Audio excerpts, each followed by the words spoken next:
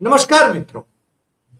आज मुंबई से हमारे साथ न्यूज टाइम के संपादक दिनेश वोरा जी जुड़े हैं। दिनेश जी, आपका सीधू ने सट में स्वागत। आपसे अनुरोध हमने आज किया था कि ईरान पर जिस प्रकार से अमेरिका और इजराइल ने आक्रमण किया और काफी लंबी लड़ाई चली और जो स्थिति निर्माण हुई है उस पर अब भारत पर क्या असर पड़ेगा, भारतीय अर्थतंत्र पर क्या असर पड़ेगा, इसके बारे में हम आपसे विश्लेषण हमारे दर्शकों के लिए और हमारे लिए चाहेंगे, क्योंकि आप उसके ज्ञाता हैं, विशेषज्ञ हैं। इसलिए आपका पहले स्वागत कर लेते हैं और फिर आपसे अनुरोध करते हैं कि आप इसका विश्लेषण करें। दिनेश जी, बहुत बहुत नमस्कार आपको और आपके दर्शकों को। बहुत बहुत धन्यवाद हरि भाई। आपके साथ जब भी मुलाकात होती है तो अच्छा ही लगता है। पूरी दुनिया में उथल पुथल है, अच्छी खासी उथल पुथल है।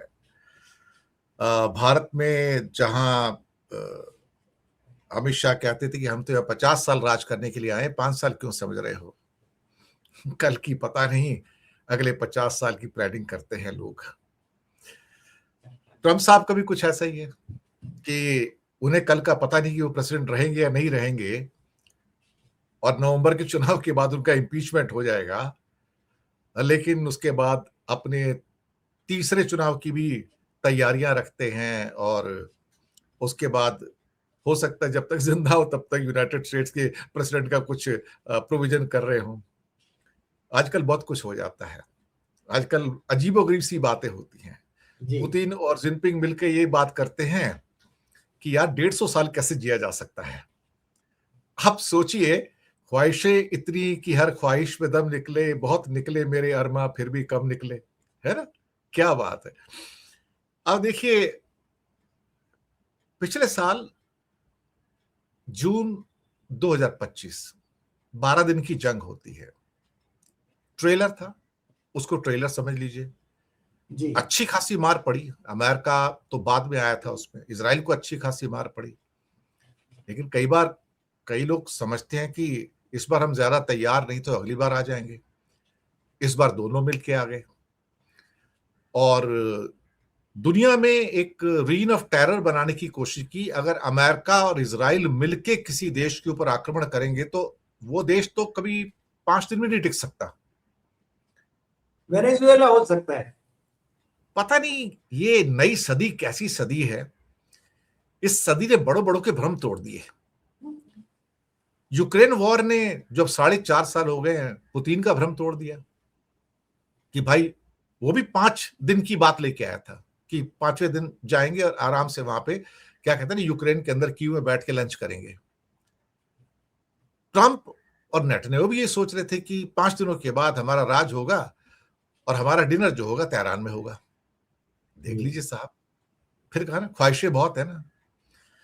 लेकिन काश ये दोनों एक बार कोई ईरान की हिस्ट्री पढ़ लेते तो थोड़ा आइडिया हो जाता उनको कि भाई 5000 साल की जिसकी गौरवशाली हिस्ट्री है, जहां पर उसके ऊपर कोई फतह हासिल नहीं कर पाया, तो सोचने वाली बात है कि अब फिर वही बात आ जाती है। आजकल के जितने शासक है ना, वो अनपढ़ हैं।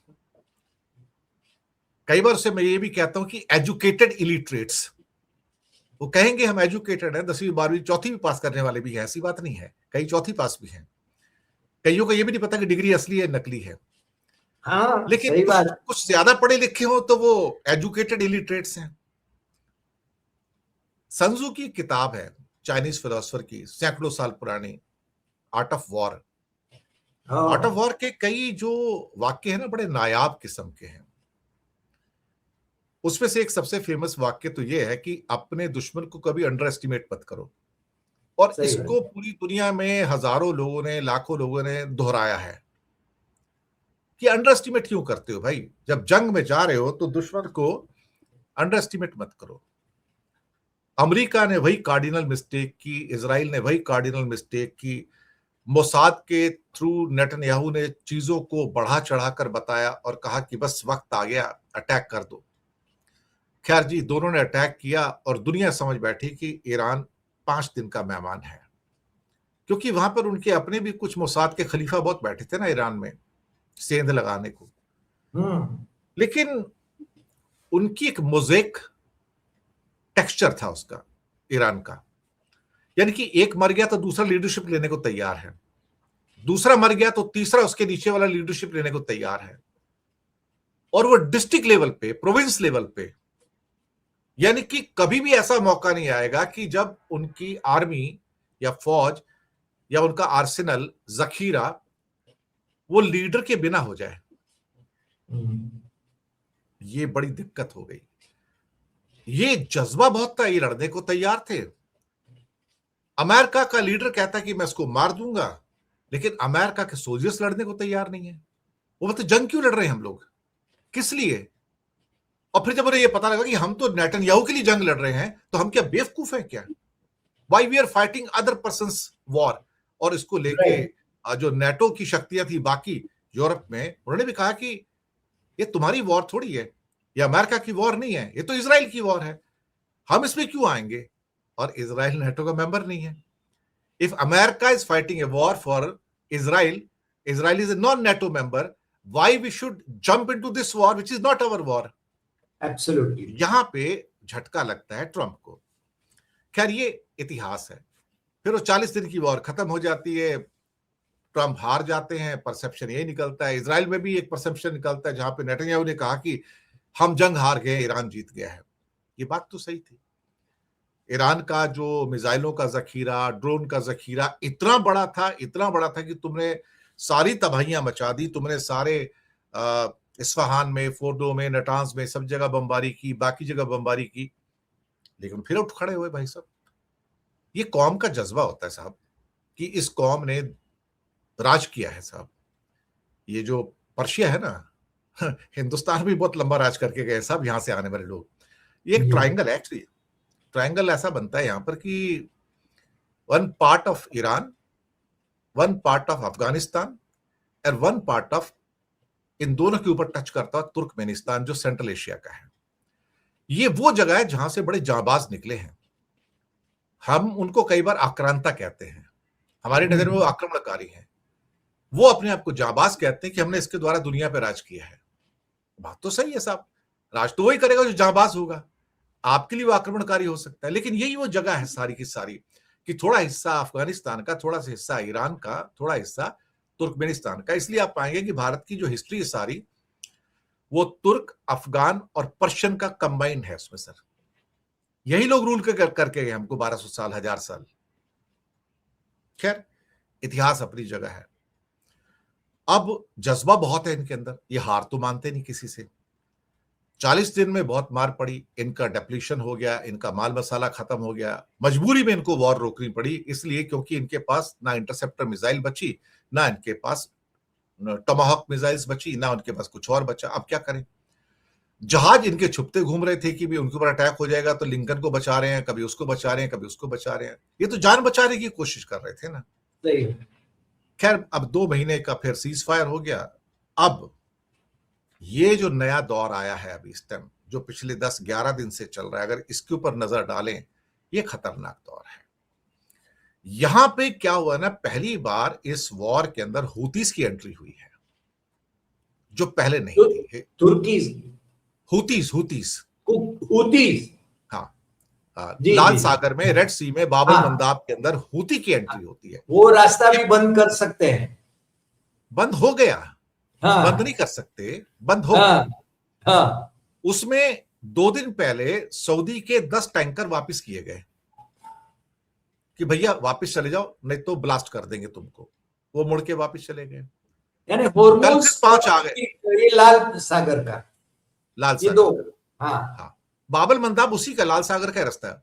लाल सागर का एक कोना स्वेज कैनाल है जो भूमध्य सागर को मिलता है, और दूसरा कोना जो है बाबल मंदाब है, जहां से निकल के आप बेसिकली इंडियन ओशन या इसको गल्फ ऑफ एडन भी कहा जाता है, आप वहां पे आ जाते हो। Gulf of Aden is just extension of Indian ocean only. खैर साहब, 5 शिप और वापस चले गए। उनमें से एक दो तो बाद में कहते हैं कि हम जाने की कोशिश करेंगे सुएज कैनाल से, पूरा केप ऑफ गुड होप का चक्कर काट के साउथ अफ्रीका का, फिर जाएंगे चाइना, इंडिया जाएंगे। वो तो बहुत महंगा सौदा हो गया ना वो तो।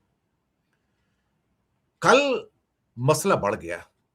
2 सऊदी के टैंकर्स ने निकलने की कोशिश की, उनको वार्निंग दी कि भैया रुक जाओ, उन्होंने बात नहीं सुनी, दोनों को ब्लास्ट कर दिया।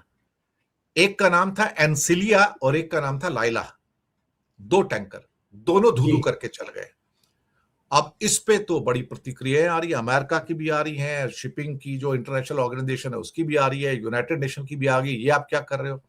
कहता पहले ही कहा था सऊदी अपना टैंकर नहीं निकाल सकता। सऊदी ने जिस ढंग से हमारे महान एयर के प्लेन को गिराने की कोशिश की, ये जो कुछ दिन पहले हुआ था जब आयतुल्ला साहब खमनई उनका फ्यूनरल था, तो हुतीस वहां पे गए हुए थे उसके फ्यूनरल प्रोसेशन के अंदर।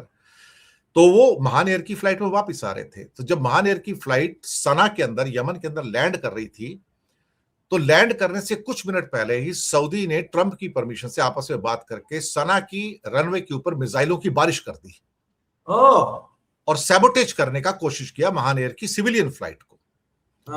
बड़ी मुश्किल से उसने अपने आप को बचाया।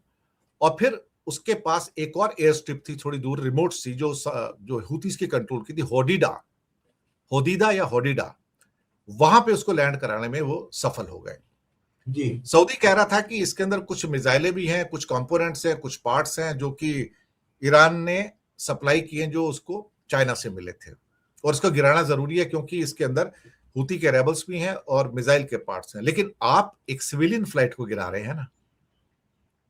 इसको लेके हुतीस को आया बड़ा गुस्सा। कहता अब 4 साल का जो हमारा संधि था ना, टूट गया, अब हम तुमको मारेंगे। उसके बाद एक अबहा एयरपोर्ट था सऊदी का, कुछ ही घंटों के अंदर उसके ऊपर अटैक कर दिया और उसका बड़ा नुकसान किया हुतीस ने। और उसके बाद ईरान का इंस्ट्रक्शन आ गया कि stop Israeli ships, American ships and Saudi tankers permanently. तो अब यहां पे हुती एंटर हो गए और कल रात को 2 जो बड़े शिप्स थे, एनसीलिया टैंकर्स और लाइला, दोनों बर्बाद हो गए, धू करके जल गए, राख हो गए, डूब गए सर। उनके क्रू मेंबर को शायद बचा लिया गया आगे पीछे रेस्क्यू ऑपरेशन करके। लेकिन बात तो बिगड़ गई। 11 दिन से अमेरिका अटैक कर रहा था, लगातार अटैक चल रहा है, और उसके जवाब में जो अटैक ईरान ने किए, पिन पॉइंटेड अटैक किए। पिन पॉइंटेड अटैक इसलिए थे कि वो उसको कुछ इंफॉर्मेशन मिल रही थी जॉर्डन से। जॉर्डन में एक पर्टिकुलर अटैक इतना पिन पॉइंटेड था कि उसमें 100 से ज्यादा सोल्जर अमेरिका के इंजर्ड हुए एक ही अटैक के अंदर, एक ही रात के अंदर। और इसकी वजह से ट्रंप बौखला गए, कुछ लोग मर भी गए। उसके सही नंबर नहीं पता है, बोला 2-3 मरे हैं, लेकिन मरे ज्यादा है उसमें। उनके कई हवाई जहाज, कई टैंकर जो जॉर्डन में थे वो बर्बाद हो गए। पेंटागन ने पहली बार इस बात को एक्सेप्ट किया कि more than 100 soldiers have been injured very badly with Iranian attack. ये बात सही है जी। अब कब तक छुपाओगे इसको।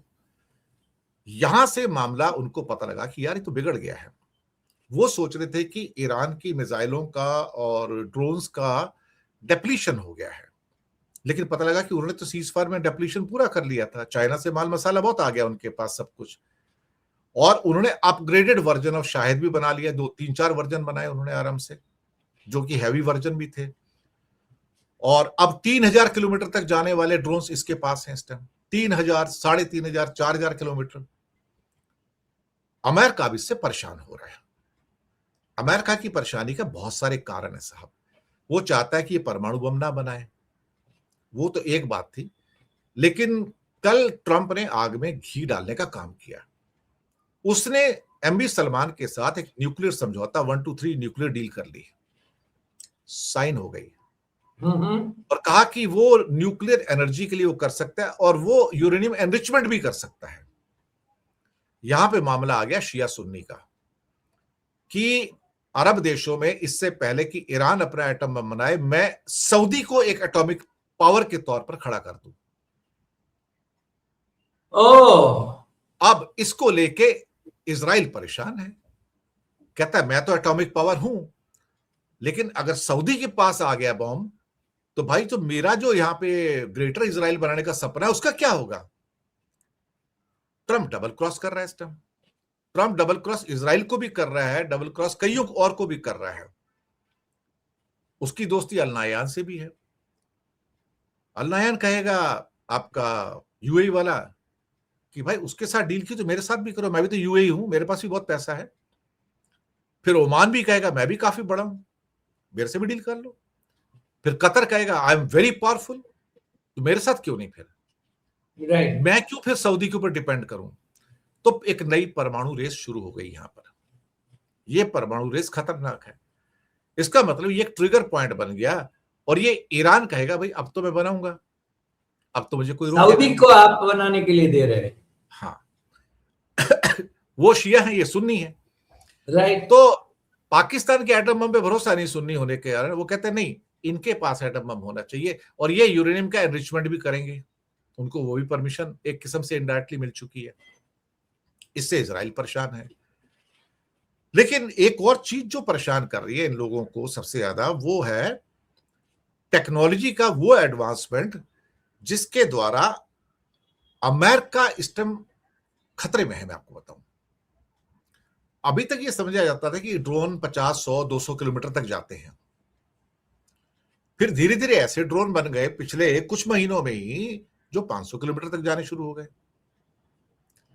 फिर अचानक से देखा कि यार ये क्या हो गया, ड्रोन का साइज बड़ा हो गया है और ड्रोन तो 1000-1500 किलोमीटर जा रहे हैं। और अब जो नए ड्रोन्स हैं वो 3 से 4000 किलोमीटर वाले आ गए, जिसका इस्तेमाल यूक्रेन भी कर रहा है मॉस्को के अंदर 3000 किलोमीटर दूर। राइट। ड्रोन 3 से 4000 किलोमीटर।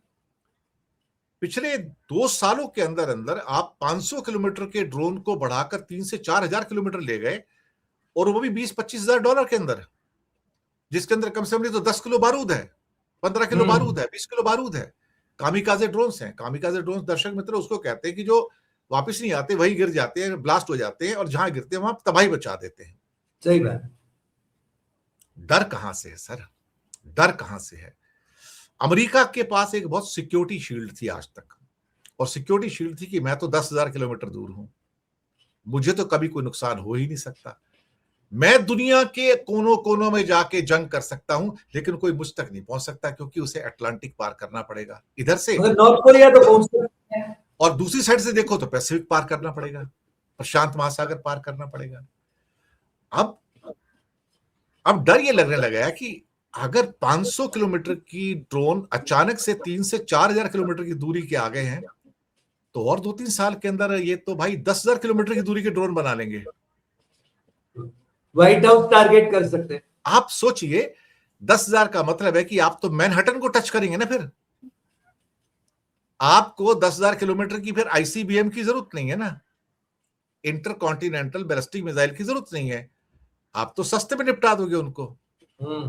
ये दिक्कत है। जिस ढंग से टेक्नोलॉजी एडवांस हो रही है और जिस ढंग से आपका फ्यूल जो होता है उसको आप ऑप्टिमाइज कर रहे हो, और जहां पहले मैं आपको बताऊं कमाल की बात यह है कि ये ड्रोन्स जहां पहले मुश्किल से 200-250 किलोमीटर की स्पीड से जाते थे, 100-150-200 किलोमीटर की स्पीड थी, आज उनकी स्पीड जो आ गई 900 किलोमीटर की आ गई सर। 800-900-1000 किलोमीटर, यानी कि वो स्पीड है जो एयरक्राफ्ट की स्पीड होती है सर, जिसमें हम ट्रेवल करते हैं, सिविलियन एयरक्राफ्ट जो 800-900 किलोमीटर की स्पीड से जाते हैं। इसका मतलब है कि एक ड्रोन उड़ेगा तो साहब वो एक फ्लाइट अगर सपोज करो तेहरान से 10-12 घंटे की फ्लाइट है मैनहट्टन की, न्यूयॉर्क की, तो 10-12 घंटे में वो ड्रोन भी पहुंच जाएगा। और वो अगर ड्रोन झुंड में पहुंचता है 300, 400, 500, 800, तो साहब उसमें से आप 700 गिरा भी दोगे तो भी तो 100 हिट करेगा ना आपको। देखो जी, ये आपने ये टेक्नोलॉजी को जो जिस ढंग से पहुंचा दिया है, अब इसके नए आयाम सामने आ रहे हैं। तो हुतीज बीच में आ गए, हिजबुल्लाह वैसी नेस्तनाबूद नहीं हो पाए इनसे, और जो एक्सिस ऑफ रेजिस्टेंस है ईरान का वो बहुत स्ट्रांग हो गया। लेकिन एक बार ट्रम्प को पता लग गया कि ये बौखलाहट है कि बार बार अटैक कर रहा है और ये कहने की कोशिश कर रहा है कि मैं इसको खत्म कर दूंगा, ईरान खत्म हो जाएगा, मिट्टी मिला दूंगा। दरअसल उस नवंबर के इलेक्शन ध्यान में आ रहे हैं। इस बीच में इजराइल के फाइनेंस मिनिस्टर ने कह दिया भाई हम इस वॉर में नहीं जाते, अब हमारा जाने का कोई मतलब नहीं है, why we should enter, already America is fighting, let them fight. इजराइल ने तो इलेक्शन घोषित कर दिया ना। हाँ, अक्टूबर का है, तो उसकी शानपथी आ गई। अब नेतन्याहू को डर ये लगा कि अगर मैं यहां भी वॉर के अंदर चला जाता हूं और ऊपर से इलेक्शंस हैं, और पहले ही मैंने बहुत मार खाई है ईरान के हाथों में, और अब ईरान के पास और पिन पॉइंटेड एक्यूरेट ड्रोन्स और मिसाइल आ गई हैं, तो मुझे और मारेगा तो मेरे खिलाफ और माहौल बन जाएगा, तो बचा बचाया जो थोड़ा बहुत रेपुटेशन है वो भी जाएगा। तो हमारे फादरलैंड का क्या होगा? हाँ, चीजें बिगड़ गई एक्चुअली। हो गया ना, फादरलैंड है ना, वो तो उनका फादर होगा सर, हमारा नहीं है। हमारा फादर हिंदुस्तानी नहीं, है, हम वही तो हिंदुस्तानी है। उन्हीं का ही कह रहे हैं। हाँ, जिनके पिता इजरायली हैं उनको उनसे पूछ लेंगे बाद में। हमारे पिताजी और माताजी दोनों हिंदुस्तानी थे, और वो हिंदुस्तानी है। बिल्कुल हिंदुस्तानी थे। और कुछ लोग कह देते हैं अरे वो तो पाकिस्तान के अंदर है। मैंने कहा तुम बहुत बेवकूफ किस्म के आदमी हो। उस टाइम पाकिस्तान नहीं था, it was a undivided India. Yes, it was undivided India. चाहे अब ढाका में पैदा हो या लाहौर में पैदा हो या सही कराची बात, में पैदा हो, सही यू वर बात। Born in India, you were born in India. ये हकीकत है साहब, कि आप कैसे कह सकते हो कि कौन कहां पैदा हुआ। बाद में आप डिवाइड करके जो मर्जी कर लो। लेकिन ईरान इस टाइम बहुत स्ट्रांग है, आईआरजीसी बहुत स्ट्रांग है, उनकी सिविलियन एडमिनिस्ट्रेशन थोड़ी वीक पड़ रही है आईआरजीसी के सामने, वो ठीक है, लेकिन ईरान का जज्बा, उसको सलाम है साहब। ये और हमारा आप क्या होगा सर? इंडियन इंडियन कंडीशंस का क्या होगा? हम ना दरअसल इधर क्या के हैं ना उधर के हैं। हम ना घर के ना घाट के। हाँ, ना घर के ना घाट के। हमें क्या है ना कि हमें अपनी प्रायोरिटीज का पता नहीं है। हमारी सरकार तो एक किस्म से कायर सरकार है और बेवकूफ सरकार है। ये दरअसल अब एक किस्म से नेटो का एक इनडायरेक्ट एलाई बन गया है। आपको एग्जांपल देता हूं, कल ही हुआ, रशिया की मिसाइल आती है, ओडेसा के पास एक शिप के ऊपर गिरती है जिसमें 10 क्रू मेंबर मारे जाते हैं। ओडेसा, मैं दर्शकों को बता दूं, मैं ओडेसा या अपने उड़ीसा की बात नहीं कर रहा हूं, भुवनेश्वर की, मैं ओडेसा पोर्ट की बात कर रहा हूं, जो यूक्रेन का पोर्ट है, जहां जी। से सब उनका सामान आता जाता रहता है, अनाज भी जाता है, बाकी चीजें भी जाती हैं। वहां पे वो शिप था जिसमें काफी इंडियन क्रू भी थे। मिसाइल गिरती है, 17 में से 10 क्रू मारे जाते हैं, और उसमें से 4 क्रू इंडियन मारे जाते हैं, एक बहुत बुरी तरह से घायल होता है। India launches the protest and cause the envoy of Russia into foreign ministry. लेकिन कल जो रिपोर्ट आई रात को गार्डियन की, उसने चौंका दिया। इन्होंने कहा कि हम स्ट्रांग प्रोटेस्ट करते हैं, आपने कैसे मार दिया इसको। तो रशिया का दिमित्री पेस्कोव का स्टेटमेंट आता है, वी रिजेक्ट इंडियन प्रोटेस्ट। अच्छा, अमेरिका को हमने प्रोटेस्ट किया था क्या? वो चिट्ठी लेके बैठे थे महामानव। किया था, वो सिर्फ नाम के लिए, नाम के लिए। हाँ, और यहां तो पता लग रहा है उल्टा चढ़ गए रशिया। दिमित्री पेस्कोव कहते हैं कि we reject the protest by India. ये डिप्लोमेटिक रिबफ है, मैं आपको बताऊं, बहुत बड़ा रिबफ है एक्चुअली देखा जाए तो। और उसके बाद कहते हैं कि we will continue our attacks on Odisha port because it is bringing the military supplies for Ukraine, we will hit them, if you want to save your life don't come to Odisha port. तो साहब, भारत के लिए तो क्या है ना कि इधर कुआं उधर खाई। वो कहते हैं 100% टैरिफ लगा देंगे, फार्मा कहते हैं 200% टैरिफ हो जाएगा। हम मरे पड़े दोनों साइड से। क्या है ना कि जब तक हम नॉन अलाइंड थे ना, तो बहुत इज्जत थी। सही बात। आज हम मल्टी अलाइंड आए, मुसीबत है कि नॉन अलाइंड बोलेंगे तो नेहरू जी के शब्द आएंगे, और नेहरू जी से इनके पूरे खानदान को नफरत है। ये तो क्या गोडसेवादी है ना, गांधीवादी थोड़ी है, ये गोडसेवादी है। तो गोडसेवादी होने के नाते नेहरू को कैसे अपना लेंगे नॉन अलाइंड को। ये मल्टी अलाइनमेंट की बात करते हैं, और फिर ये डेवलपिंग वर्ल्ड को ग्लोबल साउथ कहते हैं। ग्लोबल साउथ का मतलब क्या हो गया साहब? जो डेवलपिंग कंट्री हैं, गरीब गुरबे हैं, उनका मालिक कौन है? उनका मालिक तो साहब एक है, सबका मालिक एक, चाइना। गरीबों का साईं बाबा कौन है? सबका मालिक एक, चाइना।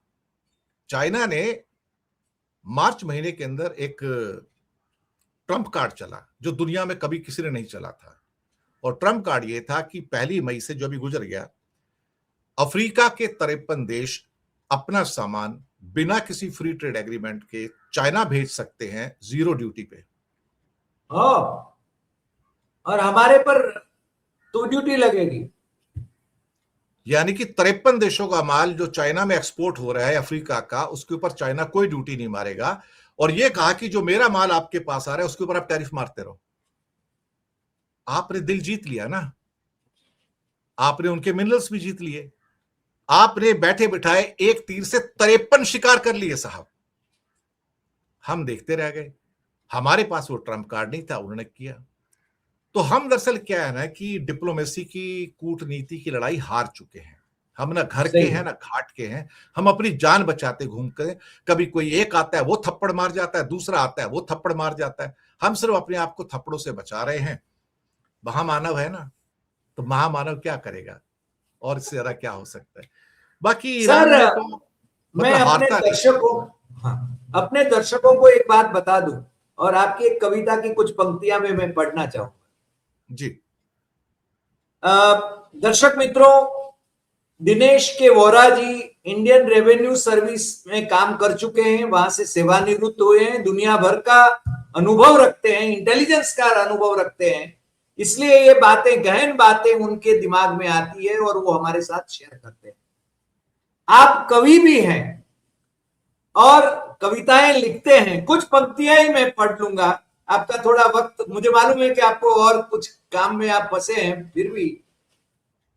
बिके हुए लोग बोले हम मिलकर देश बनाएंगे, बिके हुए लोग बोले हम मिलकर देश बनाएंगे, कुछ टुकड़े तुम खा लो, कुछ हम बांट खाएंगे। अंग्रेजों ने देश के सलाद को छुरी कांटे से खाया, अंग्रेजों ने देश के सलाद को छुरी कांटे से खाया, काले अंग्रेज अब इसे चटनी अचार संग खाएंगे। कुछ बोले विदेशी राजाओं ने हमें जम के लूटा, बहुत लूट चुके वो, अब हम इसे लूट के खाएंगे। पहले गुलाम थे तो सब लूटने यहां आ जाते थे, पहले गुलाम थे तो सब लूटने यहां आ जाते थे, अब अपने राष्ट्रवाद की चाशनी में लूट के खाएंगे, राष्ट्रवाद की चाटनी में लूट के खाएंगे। क्या बात है। बदनसीबी इस मुल्क के माथे पर लिखी हुई है, पराए तो पराए थे, अब अपने ही नोच के खाएंगे, अपने ही नोच के खाएंगे। दिनेश जी, आपका बहुत बहुत शुक्रिया। आज आपने पूरे विश्व की जो यानी जियो पॉलिटिक्स की बात करी है, और हम न इधर के रहे हैं न उधर के रहे हैं, आगे खाई है पीछे कुआं है। इस स्थिति में हमारी डिप्लोमेसी, विदेश नीति फ्लॉप है और महामानव पता नहीं कहां क्या करेंगे। आज इतना ही। आज आपका बहुत बहुत शुक्रिया। फिर मिलेंगे नए एपिसोड में नए विषय के साथ। नमस्कार।